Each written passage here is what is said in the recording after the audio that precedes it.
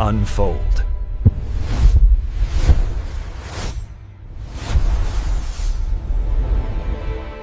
(2019년 11월) 홍콩 크리스티 경매장이었습니다. 장내가 막 술렁이고 여기저기서 정말 숨가쁜 응찰이 오가요. 네, 그날 분위기가 대단했죠. 마침내 sold, 망치가 딱 떨어지는 순간 최종 가격이 약 132억 원. 와, 한국 미술품 경매사상 처음으로 100억 원의 벽이 깨지는 그야말로 역사적인 순간이었죠. 주인공은 바로 김환기 화백의 대표작 우주입니다. 네, 우주 Universe 5-4-71/200.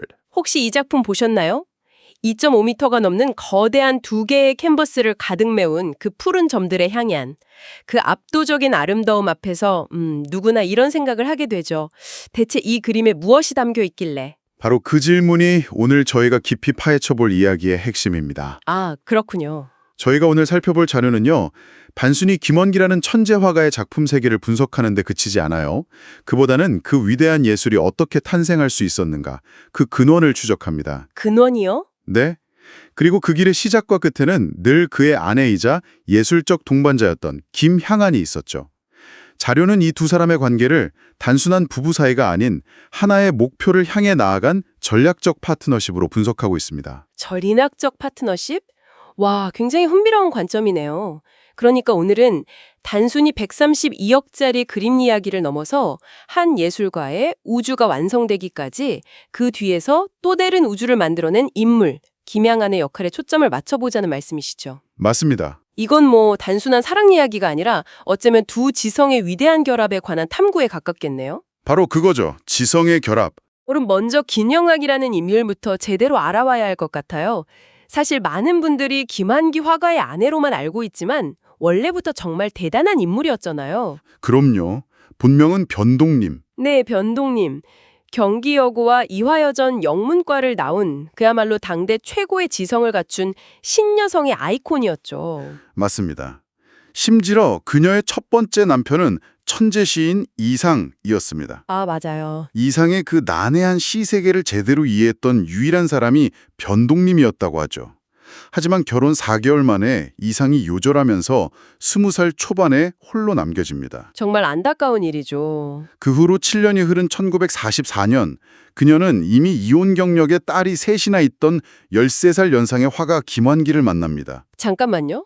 1944년이라는 시대적 배경을 생각하면 이건 정말 파격적인 만남 아닌가요? 파격적이죠. 당대 최고의 엘리트 여성이 딸 셋 딸린 이혼남과 재혼을 결심한다. 집안의 반대가 어느 정도였을지 상상이 안 가는데요. 상상을 초월할 정도였다고 합니다. 양가 모두 결사반대했죠. 그런데 바로 이 지점에서 변동님은 누구도 예상치 못한 그녀가 어떤 사람인지를 명확히 보여주는 선택을 합니다. 어떤 선택이었죠? 김환기에게 이렇게 선언하죠. 자녀가 셋이든 열이든 제가 다 키우겠습니다. 그건 문제가 안 됩니다. 와, 대신 당신의 아호를 저에게 주십시오. 아호를 달라니요? 그게 무슨 의미죠? 보통은 남편을 따른다는 의미로 해석될 수 있는데 이건 뭔가 다른 뉘앙스 같은데요? 정확합니다. 그래서 자료에서도 이 사건을 거의 계약에 가깝다고 표현하는 거예요. 계약이요? 네. 당시 김환기의 아호가 향안이었어요. 그녀는 변동님이라는 이름, 그리고 평생 꼬리표처럼 따라다닐 이상의 아내라는 과거를 모두 버리겠다는 선언을 한 겁니다. 아, 과거를 버리고. 그리고 남편의 호를 자신의 이름으로 삼아서 김향안으로 다시 태어나겠다는 거죠. 이건 종속이 아니라 나는 당신의 예술을 위해 모든 것을 바칠 테니 당신은 당신 정체성의 일부를 나에게 달라.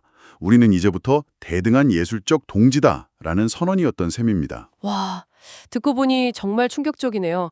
김환기 화가는 그 제안을 받아들였고요. 기꺼이 받아들였죠. 그는 자신의 아호 향안을 아내에게 내주고 자신은 수아라는 새 아호를 쓰기 시작합니다. 아, 그래서 수아 김환기가 된 거군요. 맞습니다. 훗날 김향안이 남긴 사랑이란 감정의 문제가 아니라 지성의 문제다라는 유명한 말이 있는데 바로 이 첫 만남에서부터 그 의미가 무엇이었는지 짐작하게 되죠. 결혼 후에 두 사람은 성북동에 집을 꾸리는데 이 집 이름도 의미심장하죠. 수향산방. 네, 맞아요. 남편의 새 아호 수아와 아내의 새 이름 향안을 합친 이름. 이곳은 단순한 신혼집을 넘어서 두 사람의 예술적 베이스 캠프가 된 거군요. 바로 그렇습니다. 김환기가 한국의 전통미, 특히 조선백자 다랑아리에 깊이 빠져든 곳이 바로 이 수양산방입니다. 그가 내 예술의 모든 것은 다랑아리에서 나왔다고 공언할 정도였으니까요. 네. 여기서 김양한의 결단력과 안목을 보여주는 아주 유명한 일화가 등장합니다. 아, 그 기와집 한 채 값의 다랑아리 이야기 말씀이시죠? 맞습니다. 저도 자료를 보면서 정말 놀랐습니다. 전쟁이 끝난 지 얼마 안 돼서 모두가 굶주리던 시절이었잖아요. 네. 김환기가 인사동에서 마음에 드는 다랑아리를 하나 발견했는데 가격을 듣고는 도저히 살 엄두를 못 내고 며칠을 끙끙 앓아누웠다고 해요. 얼마나 비쌌길래 알아놓을 정도였을까요? 가격이 무려 서울 시내 번듯한 기와집 한 채를 살 수 있는 돈이었습니다. 와, 기와집 한 채요. 보통의 아내라면 지금 제정신이냐 밥 굶게 생겼는데 무슨 항아리냐고 했을 법한 상황인데요. 그렇죠. 그런데 김양한은 달랐습니다. 알아누운 남편을 보더니 주저없이 그 항아리를 사오라고 허락합니다. 대단하네요. 어떤 기록에는 쌀 한 가마니를 털었다고도 하는데 당시 상황을 고려하면 이건 생전보다 예술을 우위에 둔 부부의 가치관을 명확히 보여주는 사건이죠. 그녀는 남편의 이런 백자벽, 그러니까 백자에 대한 유별난 집착을 사치나 낭비로 본 게 아니었습니다. 아, 투자의 개념으로 봤군요. 위대한 예술을 위한 가장 본질적인 투자라고 판단한 겁니다. 그 항아리가 결국 김한기 예술의 원천이 되었으니 김양한의 투자가 제대로 적중한 셈이네요. 그림이 막힐 때마다 그 항아리의 궁둥이를 어루만지며 영감을 얻었다는 구절이 참 인상 깊었어요. 성북동 수양산방에서 한국의 미에 대한 확신을 얻은 김원기는 이제 더 넓은 세계로 눈을 돌립니다. 네, 파리로 반죠. 1950년대 중반, 그는 이미 서울대 교수, 미술협회 이사장으로 한국 화단에서 정점에 올라 있었지만 마음은 온통 세계 미술의 중심지였던 파리를 향해 있었죠. 이미 한국에서는 최고의 자리에 있었는데 모든 걸 버리고 떠난다는 게 쉬운 결정은 아니었을 텐데요. 여기서 또 한 번 김양한의 그 기획자다운 면모가 드러나죠. 네, 정말 대단한 부분입니다. 남편의 성공에 안주하는 대신 더 큰 무대로 나아가야 한다고 판단한 거죠. 그런데 방식이 독특해요. 어떻게 달랐죠? 남편과 함께 떠난 게 아니라 1955년에 홀로 먼저 파리로 떠납니다. 혼자서요? 보통 생각하는 뒷바라지를 위한 선발대 이런 개념과는 좀 다른 거였죠? 차원이 다른 이야기입니다. 이게 그냥 남편 먹고 잘 곳 미리 알아보러 간 게 아니었어요. 아, 김양한은 파리에 가서 본인이 직접 선수가 됩니다. 소르본 대학과 에콜 드루브르에서 미술사와 미술 비평을 체계적으로 공부하면서 이론적 토대를 다졌어요. 와, 본인이 직접 그 공부를 한 거군요. 네. 동시에 파리의 화랑가를 발로 뛰면서 현지 화단 동향을 분석하고 갤러리스트들과 네트워크를 구축했습니다. 1년 뒤 김환기가 파리에 도착했을 때 아무것도 없는 맨 땅이 헤딩하는 게 아니라 곧바로 활동할 수 있는 활주로를 완벽하게 닦아놓은 셈입니다. 정말 단순한 아내를 넘어선 매니저이자 프로듀서였네요. 그렇죠. 그렇게 파리에서 활동하던 두 사람이 이번엔 뉴욕으로 향하죠. 1963년 상파울로 비엔날레를 계기로 세계 미술의 중심에 파리에서 뉴욕으로 넘어가고 있음을 직감했다고 하던데 이때 김한기 화배에게 나이가 50살이었습니다. 네, 신살이었죠. 50세의 뉴욕이라니. 요즘도 힘든 결정인데 그 시절엔 정말 모든 걸 건 도박이었겠네요. 그야말로 처절한 도박이었습니다. 파리 시절과는 비교도 안 될 만큼 힘들었죠. 생활고가 심했다고 들었습니다. 한국에서의 지원도 거의 끊기면서 극심한 생활고에 시달립니다. 이때 김양한은 또 한 번 결단을 내려요. 남편이 생활 걱정 때문에 예술적 감각이 무뎌지는 것을 막기 위해서 자신은 백화점 점원, 옷가게 점원으로 일하며 생계를 전부 책임지고 남편은 작업실에만 틀어박혀 그림에만 몰두하게 했습니다. 아, 그 시기 김한기의 일기를 보면 일을 함으로써 모든 것을 이겨가는 것 같다는 구절을 반복해서 등장하더군요. 김양한이라는 방파제 덕분에 김한기는 그림이라는 자신의 본질에만 집중할 수 있었던 거군요. 바로 그 뉴욕의 고통스러운 시기에 김한기 예술의 상징인 전면 점화가 탄생합니다. 드디어 점화가 나오는군요. 네, 예술적 기술적으로 엄청난 혁명이 일어난 거죠. 그는 파리 시절까지 고수했던 두꺼운 유화 질감, 즉 마티에르로는 역동적인 뉴욕 화단과 소통하기 어렵다는 걸 깨달았습니다. 그래서 완전히 새로운 방식을 시도하죠. 이게 정말 독특한데 유화 물감을 그대로 쓰는 게 아니었죠. 맞습니다. 자료를 보니까 물감을 신문지에 먼저 짜서 기름기를 쫙 빼고 이걸 희석제인 테레비뉴에 섞어 거의 물처럼 묽게 만들었다고요.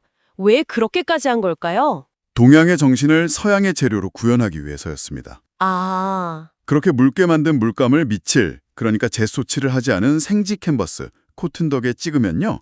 유화인데도 마치 먹이 화산지에 은은하게 번지는 듯한 효과가 나타납니다. 와, 정말 동양화 같은 느낌이네요. 네, 점 하나하나가 캔버스에 스며들어서 깊이감과 공간감을 만들어내는 거죠. 서양 미술계에 엄청난 충격을 준 그만의 독창적인 기법이었습니다. 하지만 그 아름다운 번짐 효과 뒤에는 엄청난 육체적 고통이 따랐다고요? 네, 그 기법의 치명적인 단점이었죠. 물감이 워낙 묽어서 캔버스를 세워놓고 그리면 그대로 줄줄 흘러내립니다. 아, 그래서 눕혀놓고 그렸군요. 네, 거대한 캔버스를 바닥에 눕혀놓고 작업할 수밖에 없었어요. 하루 종일 허리를 굽히고 기다시피 캔버스 위에서 수만 개의 점을 찍는 작업은 그에게 극심한 허리 통증과 디스크를 안겨주었습니다. 상상만 해도 힘드네요. 김양아는 매일 밤 파스 냄새가 진동하는 남편의 등을 주무르며 저 점 하나하나가 남편의 피와 땀, 생명 그 자체임을 목격했던 겁니다.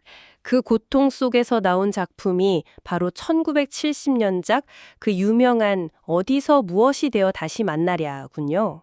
맞습니다. 저는 이 제목이 정말 시적이라고만 생각했는데 그런 개인적인 아픔과 그리움이 담겨 있었는지는 몰랐어요. 네, 절친했던 시인 김광섭의 시 구절에서 따온 제목이죠.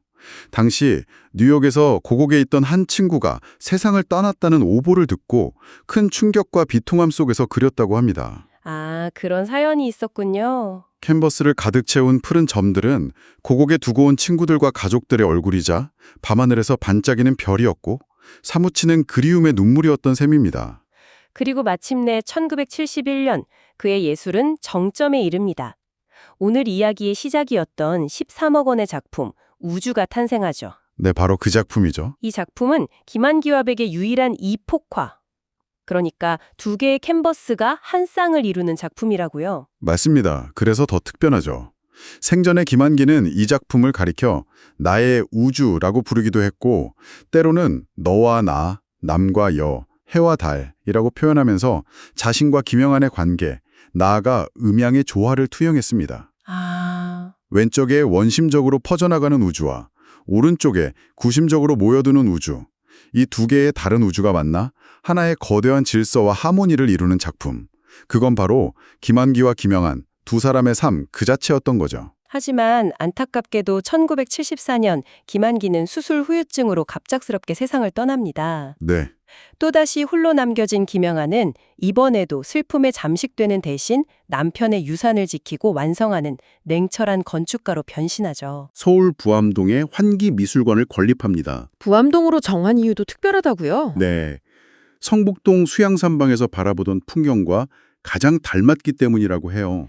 와, 건축가에게도 미술관은 건물이 아니라 내용이 주인공이다라며 김환기의 그림이 가장 돋보일 수 있는 공간을 만들어달라고 요구했다는 일화도 유명하죠. 마지막까지 남편 예술의 가장 완벽한 큐레이터이자 완성자였네요. 그렇죠. 환기미술관 자체가 남편에게 바치는 마지막 선물이자 두 사람의 예술 철학이 응축된 공간이 된 것입니다. 김환기와 김양한. 오늘 두 사람의 이야기를 쭉 따라와 보니 어디서 무엇이 되어 다시 만나랴? 라는 질문에 대한 가장 치열하고 아름다운 대답이 바로 이들의 삶 그 자체였다는 생각이 듭니다. 맞습니다. 김한기가 뉴욕의 그 차가운 작업실 바닥에서 찍어낸 수만 개의 점들이 길을 잃지 않고 거대한 우주로 완성될 수 있었던 건 김양한이라는 탁월한 지성이자 기획자가 그의 곁을 지켰기 때문입니다. 네. 그녀는 단순한 내조자가 아니었어요. 그의 예술을 기획한 큐레이터, 혹독한 생활의 파도를 막아낸 방파제, 그리고 그의 사후 유산을 완벽하게 건축해낸 아키텍트였죠. 그렇게 생각하니 우주의 132억 원이라는 가치가 다르게 느껴지네요. 그건 단순히 그림 한 점의 가격이 아니라 그렇죠. 뉴욕의 좁은 아파트 바닥에서 허리를 숙인 채 점을 찍던 김환기의 고통과 백화점에서 일하며 생계를 꾸렸던 김양한의 헌신, 그 두 사람이 함께 인내했던 모든 시간의 가치에 대한 뒤늦은 찬사가 아닐까 싶습니다. 아주 정확한 표현입니다. 그들의 파트너십이 없었다면 불가능했을 위대한 성취죠. 김양한은 사람은 가고 예술은 남다라는 책을 남겼습니다. 하지만 오늘 두 사람의 이야기를 깊이 들여다보고 나니 이런 질문이 떠오르네요. 과연 사람은 정말로 가버리는 걸까요? 어쩌면 김원기와 김향아는 사라진 것이 아니라 그들이 함께 만든 예술 그 자체가 되어서 영원한 우주로 남게 된 것은 아닐까요? 다음에 김원기의 푸른 점들을 마주할 기회가 생긴다면 그 점들 속에서 서로를 마주보고 있는 두 사람의 모습을 한 번쯤 떠올려 보셔도 좋을 것 같습니다.